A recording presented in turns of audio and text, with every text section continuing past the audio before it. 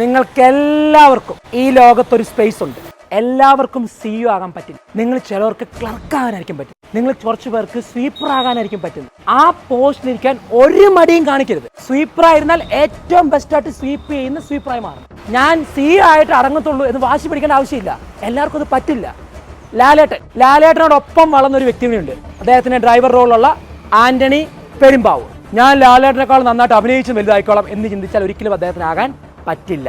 പക്ഷെ അവിടെ ഒരു സ്പേസ് ഉണ്ടായിരുന്നു.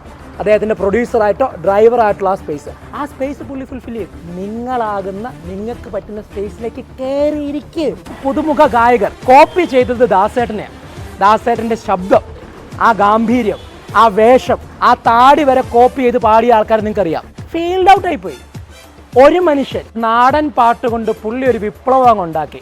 പുള്ളിയുടെ ഒരു സ്പേസ് ആ നാട്ടിലുണ്ടാക്കിയെടുത്തു. ആരാ? കലാഭവൻ മണി.